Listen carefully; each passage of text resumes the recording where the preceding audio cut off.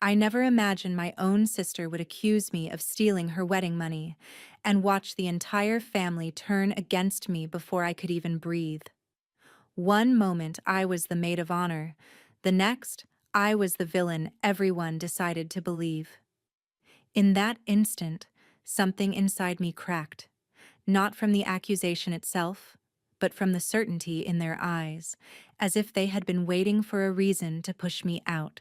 I'm Bethany Reed, and that night marked a line I never thought I'd have to draw. I didn't fight back. I didn't beg them to listen. I just stood there, realizing how quickly loyalty dissolves when someone louder points a finger. The shock came in waves. First disbelief, then anger, then the unsettling clarity that the truth alone would never save me.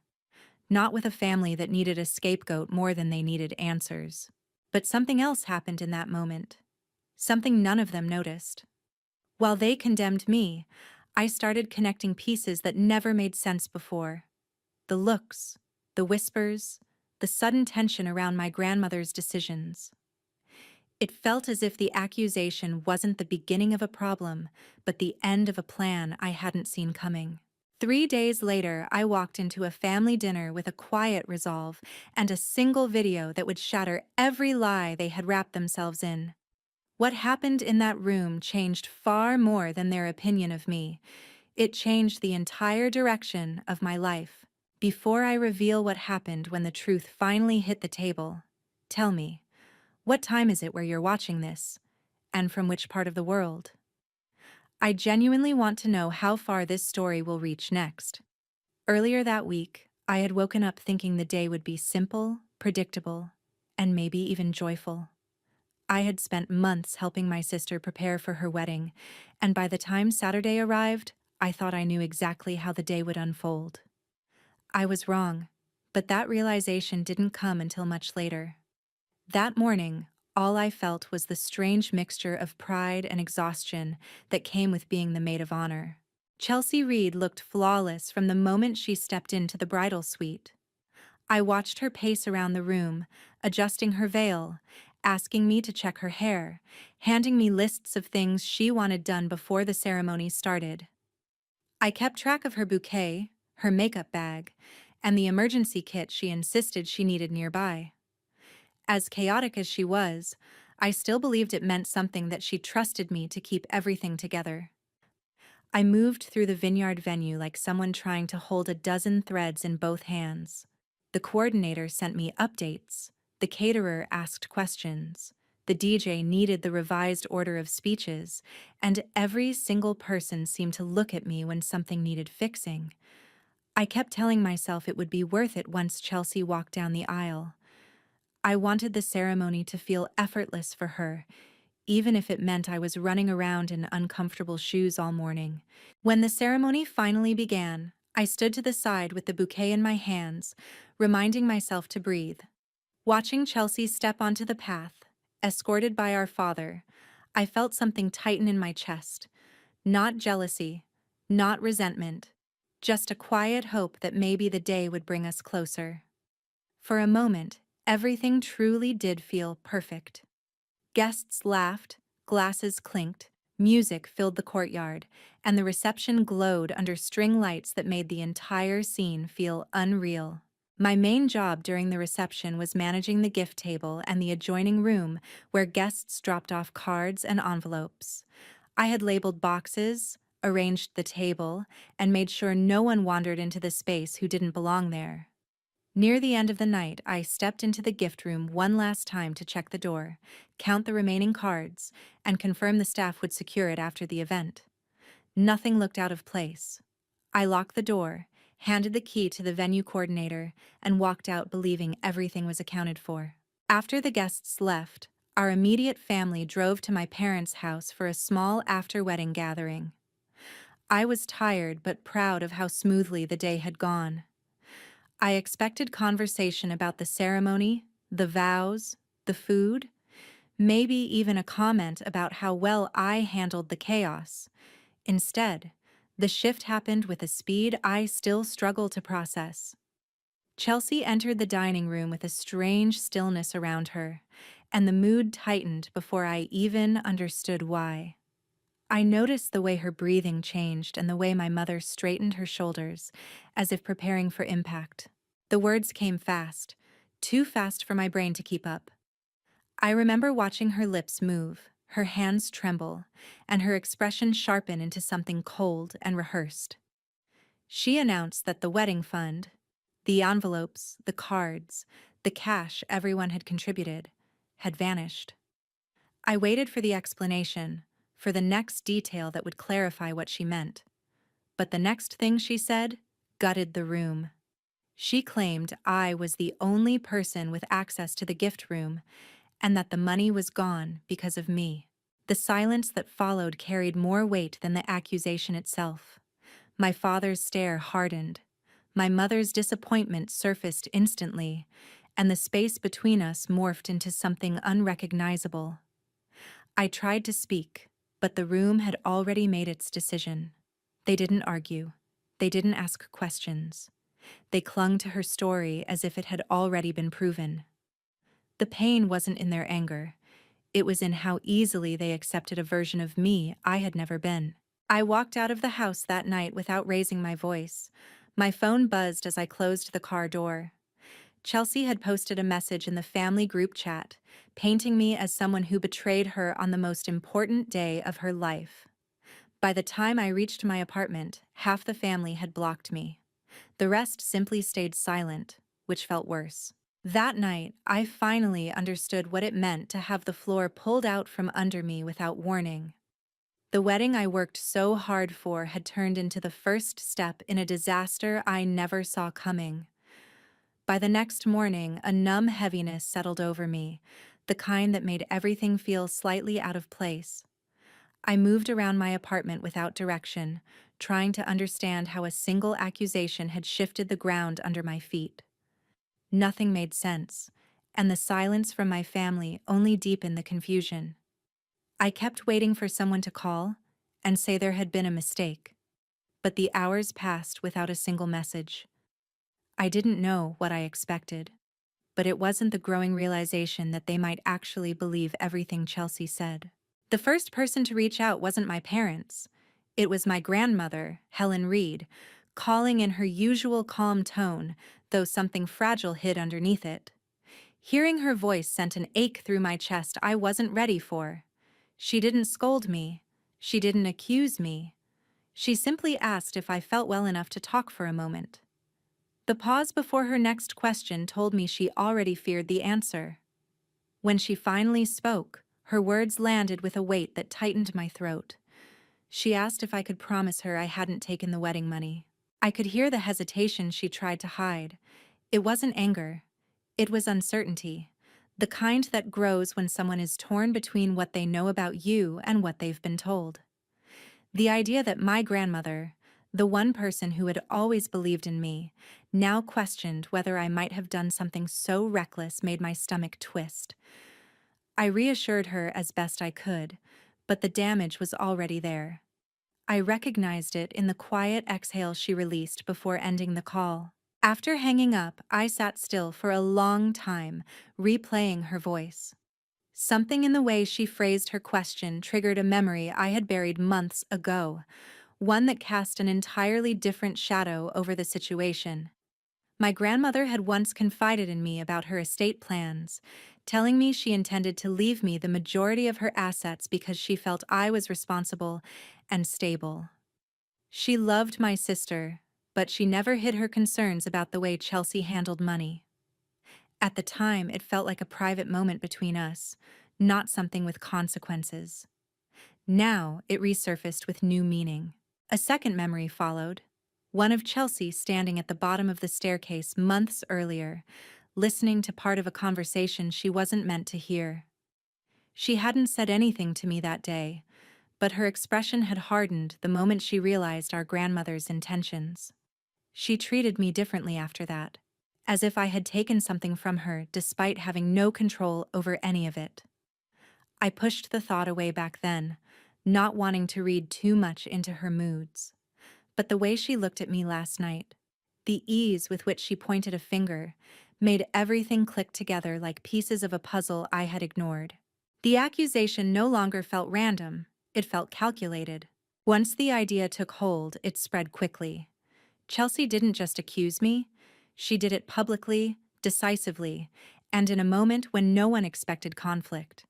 She had framed the story in a way that left little room for doubt. The wedding fund wasn't just money, it was symbolic.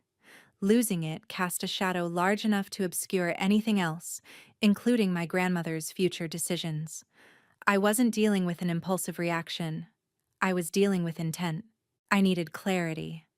I also needed someone who wasn't emotionally entangled in the Reed family.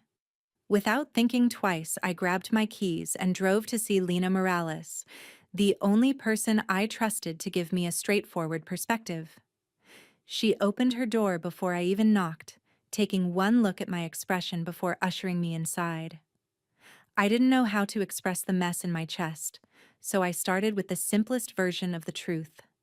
Chelsea accused me, my family believed her, and I had no idea how to make sense of any of it. Lena listened without interrupting.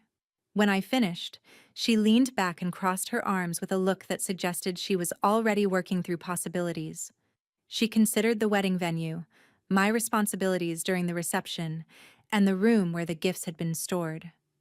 She asked who had access, who handled the key, and how the staff monitored the area. Her focus was sharp, almost investigative, and it steadied me more than I expected. Then she said something that shifted everything again. The gift room had cameras. Security footage existed. If someone else went into that room after I left, the camera would have caught it. If nothing happened, that would at least confirm that no one entered with my knowledge. Either way, I needed to see that footage. The idea created a spark inside me, fragile but real. The first sense of direction I'd had since the accusation. By the time I left Lena's apartment, the numbness that had followed me since the wedding had begun to crack. I didn't have answers yet, but I finally had a place to start looking. The next morning carried a clarity I hadn't felt in days. It wasn't confidence yet, just the sense that something important needed to be confronted instead of avoided. I left my apartment earlier than usual and drove toward the vineyard venue, following the route I had memorized during the wedding preparations. My hands tightened around the steering wheel, though the tension came from anticipation rather than dread. I kept reminding myself that information was the only thing I truly had left. Information and whatever resolve was still holding me together. When I arrived, the parking lot was mostly empty, and a calm stillness hung over the buildings. I walked toward the main office with a purpose that felt strange after a weekend spent unraveling. The assistant manager recognized me immediately, offering a polite greeting while glancing at the clipboard in her hands. I explained that I needed to speak with the person in charge of operations. A few minutes later, the venue's manager appeared and welcomed me into a small office filled with binders, event schedules, and security monitors. Her tone remained professional, though I sensed a lingering curiosity about why I had shown up so soon after the wedding. I asked if we could review footage from the night of the reception, specifically the hallway near the gift room. I didn't elaborate on my reasons. I simply said there was a concern about access to the space. The manager hesitated only briefly before nodding and turning toward the row of screens. She pulled up the archived files, navigating through timestamps until she located the hours surrounding the reception's end. I watched her fast forward through footage of guests leaving, staff cleaning tables, and vendors packing equipment. When the moment I needed finally appeared, I felt an involuntary shiver run through me. The footage showed me locking the gift room door, handing the key to the coordinator, and walking away. Nothing unusual, nothing questionable, but the video did not end there. A later timestamp revealed Chelsea Reed returning to the area with someone I recognized only faintly, Scott Palmer, a man I had seen around her circles but never close enough to understand their connection. I leaned closer as the manager slowed the footage. Chelsea glanced over her shoulder before taking the key. Scott slid discreetly from his jacket. She unlocked the door, stepped inside with him, and disappeared for several minutes. When they re-emerged, Scott tucked several envelopes into his coat while Chelsea adjusted her dress with a practiced calm. Her expression lacked any trace of concern. She moved with the certainty of someone executing a plan they had rehearsed. The manager asked if I needed a copy. I nodded, though I struggled to find my voice. My mind raced, not from shock, but from the confirmation of something I had begun to suspect. I requested footage from the exterior hallway as well. Another angle showed Chelsea and Scott laughing softly as they walked toward the rear exit, stopping briefly while Chelsea handed him something I couldn't see clearly. Their comfort with each other carried an intimacy that made the room feel smaller. I asked if there were any cameras near the staff entrance outside. The manager checked, then shook her head. Still, the footage she provided felt like more than evidence. It felt like the beginning of the truth unfolding in front of me. She transferred the files onto a drive and handed it to me, wishing me luck with whatever situation required this kind of review. I thanked her, though gratitude felt inadequate for the magnitude of what she had unknowingly given me. I left the venue and sat in my car for a long moment, letting the quiet surround me. The images played again in my mind without the need for a screen. Chelsea entering the gift room, Scott following without hesitation, the envelopes hidden beneath his coat. Every detail replaced a piece of doubt with something sharper than anger. I now had proof that my sister had orchestrated a narrative designed to destroy my credibility, one she knew would be accepted without question. Later that evening, a thought pushed me toward another step. If Chelsea and Scott were willing to enter the gift room together, there might be other moments where their connection surfaced more openly, moments I hadn't noticed because I had never imagined looking for them. I drove toward the business complex where Chelsea worked, unsure of what I hoped to find, but unwilling to ignore the possibility of more answers. I parked across the street and waited, watching employees filter out of the building. Then I saw her. Chelsea exited through the side door and walked toward the far corner of the lot. Scott appeared from behind a row of cars. They approached each other with a familiarity that removed any remaining doubt.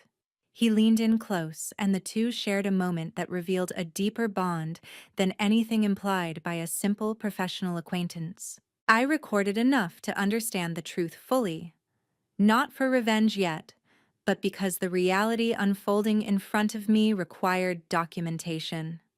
As I watched them part ways, the remaining pieces of the puzzle slid into place without resistance.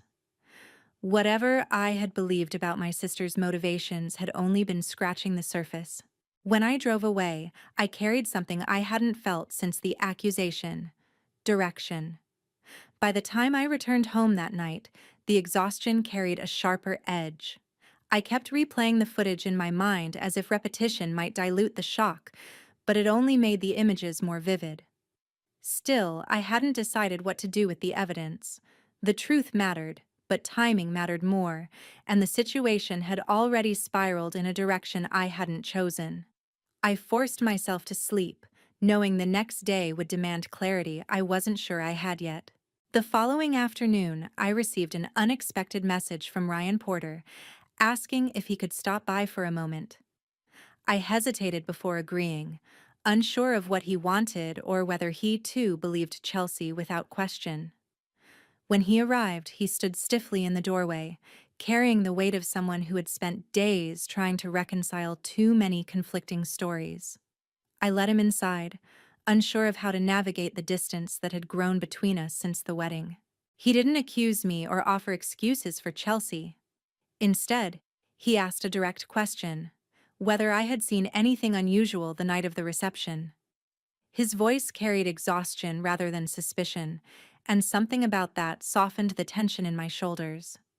I told him there were things he needed to see for himself, though I avoided mentioning specifics. The truth would speak more loudly through images than through anything I could describe, and I wasn't ready to shape his reaction before giving him all the facts. We sat in my living room while I loaded the files onto my laptop. I didn't speak while the footage played. Ryan leaned forward with both hands clasped, eyes fixed on the screen as the sequence unfolded. me locking the gift room, handing the key to the coordinator, and walking away. Nothing shocking there. But the moment Chelsea appeared beside Scott Palmer, the air in the room shifted. Ryan pressed his hand against his forehead, as if bracing for impact. When the two entered the gift room together and re-emerged with Scott tucking envelopes into his coat, Ryan let out a breath that carried disbelief and resignation in equal measure. He asked me to play it again. I did. He watched every detail, absorbing each second with a focus that revealed exactly how much he had already feared something wasn't right. When the video ended, he didn't speak immediately. He stared at the blank screen, his jaw tightening before he finally said he had suspected Chelsea was hiding something, but never imagined she would involve someone else in a situation this destructive. I didn't know how to respond, so I stayed quiet. He asked if there was more, and I nodded before opening the clips I had recorded outside her office building. This time, his reaction was sharper. Watching Chelsea and Scott together in that parking lot stripped away the last pieces of denial he had been holding on to. His face hardened with a pain he tried to conceal but couldn't suppress. He asked if I had shown these files to anyone else. I told him no. For several minutes he remained silent, processing everything unfolding in front of him. Then he admitted that the wedding money had become a point of tension even before the ceremony. Chelsea had insisted on a higher budget, claiming she deserved a celebration that reflected her effort. Ryan had tried to compromise because he wanted peace, but he sensed something manipulative in her tone that he couldn't articulate at the time. Now, witnessing the footage, he saw the pattern that had been there all along. He apologized, not just for doubting me, but for the way the entire family had turned so quickly without asking questions. I didn't know what to do with the apology. I appreciated it, but gratitude felt too simple for the complexity of what had happened. I told him the apology belonged to the truth, not to me personally. Ryan gave a small nod, understanding more than my words revealed. Before leaving, he asked if he could have a copy of the footage. I agreed, though I reminded him that timing mattered and that confronting Chelsea without a plan might only escalate the situation. Ryan said he wasn't thinking about retaliation. He simply needed clarity before making decisions about his future. There was a steadiness in his voice that hadn't been there earlier, as though the truth had given him direction even as it broke something open inside him. When he walked out, I felt an unexpected shift. The evidence no longer sat on my shoulders alone. Someone else finally understood the magnitude of what Chelsea had done, not just to me, but to everyone who had trusted her. For the first time since the accusation, the weight of isolation began to lift. The following morning arrived with a stillness that felt almost deliberate, as if the world had paused just long enough for me to realize how isolated everything had become. I reached for my phone out of habit, half expecting a call from someone willing to ask for the truth. Instead, the silence continued uninterrupted, leaving a space that felt heavier with every passing minute. The absence itself became an answer. My family had chosen to stand by Chelsea without reconsidering anything. A few hours later, notifications filled my lock screen like a slow-moving tide. It was the family group chat, a place that once carried birthday messages, holiday plans, and endless banter. Now it had turned into a funnel for accusations. Angela Reed, my mother, wrote long messages praising Chelsea's strength for enduring such betrayal. Thomas Reed, my father, added that the family must protect each other, though the implication excluded me entirely. Chelsea responded in clipped, dramatic comments that painted her as wounded, courageous, and unfairly burdened by the situation. I didn't reply. Every sentence they typed could have been a room with closed doors. It was strange how quickly love could be rewritten when a loud enough lie entered the picture. And stranger still, how none of them considered that Chelsea might have motives deeper than her performance of heartbreak. I watched as cousins, aunts, uncles, and distant relatives offered sympathy without hesitation. They didn't know the truth, but they trusted whatever narrative came delivered in Chelsea's voice. By midday, she posted again, this time implying that I was avoiding accountability, which only amplified the reaction of the group. People began uninvited lectures about responsibility and loyalty, speaking as though they had witnessed the wedding fund vanishing with their own eyes. My phone buzzed nonstop, and every vibration chipped away at something I didn't know I still had left. I muted the conversation, unable to watch the flood of assumptions grow into something monstrous. Despite the noise, one presence remained notably quiet: Ryan Porter. His silence felt intentional, as though he was working through his own understanding of what he had seen the day before. I didn't expect him to defend me, not after everything he was going through, but his silence was the only neutral space left in the entire family circle. By late afternoon, I realized something important. If I waited for the truth to reveal itself naturally, Chelsea would continue shaping the story until there was nothing left of my reputation. She wasn't simply accusing me, she was engineering a narrative designed to make reconciliation impossible. If I wanted to reclaim anything, my voice, my dignity, my place in the family, I needed to confront her manipulation directly. The idea came quietly but solidified quickly. I needed to call a family dinner, not for apologies, not for sympathy, for clarity. It wasn't a plan for revenge, not yet.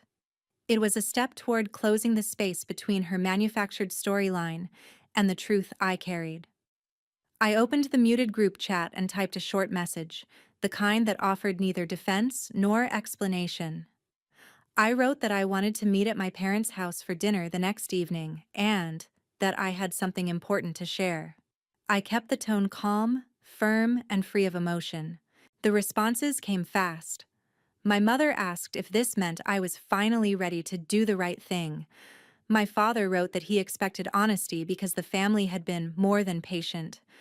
Chelsea answered with a single line drenched in mock sincerity, implying she hoped I was prepared to take responsibility in front of everyone. I didn't respond to any of them. Then Ryan sent a separate message, not in the group chat, but directly to me. It contained only one word. Okay. Nothing more, nothing less. His restraint told me he was preparing for whatever the dinner might reveal, and I appreciated the simplicity of his response more than I expected. That evening, I backed up the footage onto multiple drives. I organized the clips, labeled each file, and printed still images that captured the key moments. It wasn't fear driving my preparation, it was certainty. Certainty that evidence would speak cleaner than any emotional plea ever could. I placed everything into a folder and set it beside my laptop, feeling a steadiness settle into place. For the rest of the night, I moved through my apartment slowly, grounding myself in the familiar rhythm of routine. I didn't rehearse what I would say. I didn't script the order of events. I only knew that the next evening would shift the balance that Chelsea had tried so hard to control. Whatever came after would be its own storm, but for the first time since the accusation, I finally felt ready to stand in the center of it. The next evening arrived with a tension that felt almost structured, as though every hour leading to the dinner had been designed to test how steady I could remain. I drove to my parents' house without rushing, keeping my focus tight so I wouldn't let anticipation distort the purpose of the night. When I stepped inside, the air carried a polite stiffness, the kind families use when they're holding their breath while pretending everything is fine. I kept my folder close, not out of fear, but because the truth needed a physical place to rest until the moment came. Everyone was already gathered around the dining table. Angela Reed avoided my eyes, keeping her hands folded in a way that signaled judgment rather than concern. Thomas Reed shifted his posture with the discomfort of someone preparing for a confession that wasn't his. And Chelsea sat near the head of the table, untouched confidence wrapped around her like a shield she believed couldn't be pierced. Ryan Porter was the only one who looked directly at me, steady and intentional. I didn't sit right away. Instead, I placed my laptop on the table and opened the folder beside it. The room sharpened around me, every movement slowing into a silence that demanded clarity. I told them I wouldn't defend myself with explanations or emotions. I would simply show them what they had refused to consider. Before anyone could interrupt, I selected the first file and pressed play. The footage began with the hallway outside the gift room. I stepped aside so the screen was visible to everyone. They watched me lock the door, hand the key to the coordinator, and walk away. No one reacted at first. Then the timestamp moved forward, and the second figure appeared. Chelsea Reed, glancing around with a caution that contradicted every claim she had made. My mother inhaled sharply when Scott Palmer stepped into view beside her. Thomas stiffened. Ryan leaned back, stunned but unsurprised. Chelsea's composure cracked only briefly before she tried to force the expression back into place. But the footage moved on without waiting for her, showing Chelsea unlocking the door, stepping inside with Scott, and emerging with envelopes concealed within his coat. I didn't narrate, I didn't comment. The silence did the work. Next, I opened the exterior clip, the one from her office parking lot. The image of Chelsea and Scott meeting with easy familiarity drained the last remnants of disbelief from the room. When it ended, I closed the laptop and let the stillness settle again. My father spoke first, though his words wavered. He asked if the footage was real. I handed him the printed stills, along with the time-stamped files, maintaining a calm he didn't seem prepared for. My mother struggled to form a question, her certainty unraveling faster than she could hide. Ryan didn't speak. He didn't need to. The truth had already reshaped every assumption he'd carried. Chelsea finally reacted, reaching for her old confidence, insisting the videos didn't reflect the full story. She tried to imply that circumstances had been misunderstood, that Scott had been helping her with something innocent, that I was twisting events for revenge. But no one echoed her this time. Every attempt to justify the footage collapsed under the weight of her earlier accusations. Thomas stood and told her she owed the family an explanation. Angela demanded to know why she had lied so boldly. Chelsea faltered, offering disjointed reasons that contradicted each other, revealing panic beneath every word she tried to control. And for the first time in years, I saw her slip out of the role she had perfected. I told them I wasn't there to repair anything. The damage done by their willingness to believe the worst of me couldn't be reversed with one night of truth.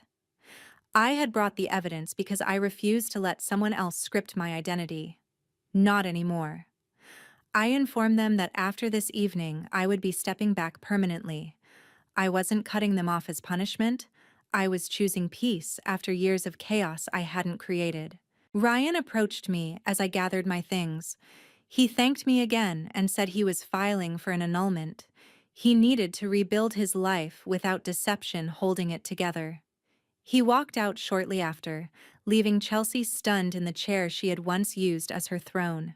I left without waiting for more reactions. Outside, the air felt cleaner than it had in weeks. My future no longer hinged on their acceptance or their silence. It rested on my willingness to protect myself. In the months that followed, Chelsea's reputation unraveled. Word spread about the footage, and she struggled to maintain friendships or stability. Scott vanished from her life. My parents attempted occasional contact, messages filled with regret rather than responsibility.